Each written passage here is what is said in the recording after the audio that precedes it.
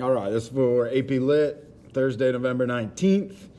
Obviously dealing with Northanger Abbey, so just a review based on our lecture from, Monday and Tuesday. Obviously, Catherine is still kind of disappointed with the whole thing. But then again, let's kind of think about this. She's not really putting herself out there that much either, right? She's kind of allowing both the city and other people to kind of dictate maybe what she does, okay?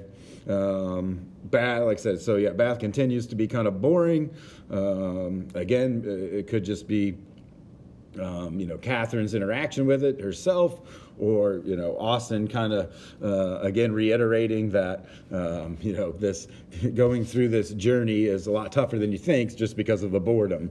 Then, of course, we touched on that little part where, Austin kind of chimes in about, being able to write a novel rather than, these kind of boring old, man-centric, histories and other disciplines, okay? And then we're going to start to see, Catherine looking to escape into fantasy through novel reading, all right? And then eventually, it kind of takes off from there, but I'll save that for later.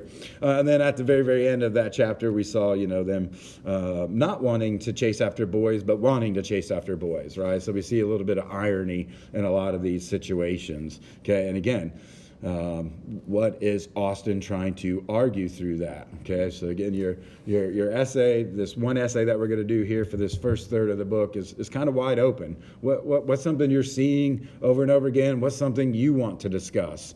All right, so think about that as we continue forward here. So just to reiterate, I'm only going to do this here and not do it on every assignment. Okay.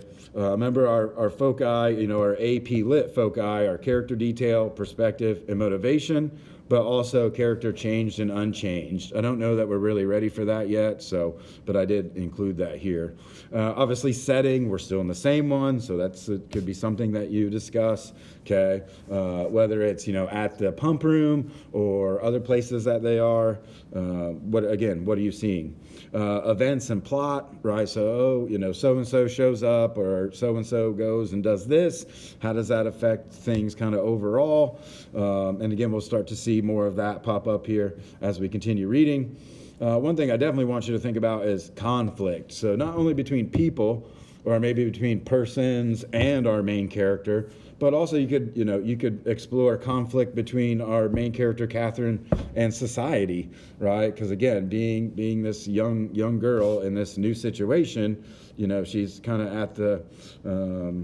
at the mercy of older people or, just certain expectations, about manners and decorum and way young ladies should act in that particular time and place, okay? And then lastly, and you'll see this definitely in the next, 2 or 4 chapters, 7, 8, 9, and 10 is what we're going to do this week. Again, expectation versus reality. Okay, what are her expectations? What eventually happens? Or maybe what are our expectations as readers and what eventually happens with Catherine? Okay, so lots of different ways to look at these things.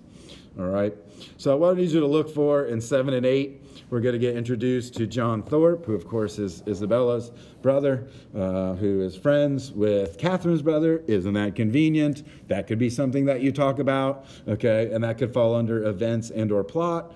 All right, but then also, take a look at, the character detail about John Thorpe. There's not a whole lot here. I'd maybe hang on to that until we get to the next chapter. Also, their conversation about Udolpho. Okay, so Catherine and John's conversation about novel reading. It's only a couple pages long, and I think that would make a good essay. So if that's something you want to focus on, I forget exactly what page numbers it is, but it looks like 49 and 50.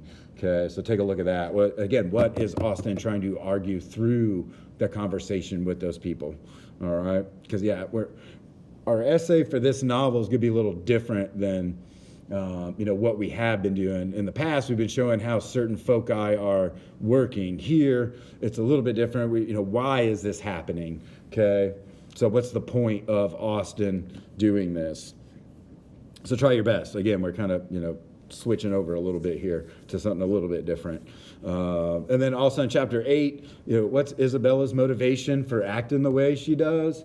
okay, towards Catherine, especially at the ball, because she's kind of left alone for a little bit on her own again, because we know she's kind of floating out in this world here. She doesn't really have a solid guide, someone with some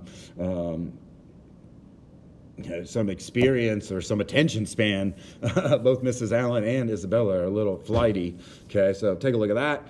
We're going to see the return of Henry Tilney, and he's also going to bring along his sister. Okay, although we see a little bit about her, but not a whole lot yet. So again, we just slowly get introduced to her as we keep going. And then, of course, the social scene is still kind of dull here.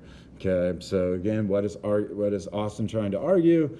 How is the setting affecting the character Catherine?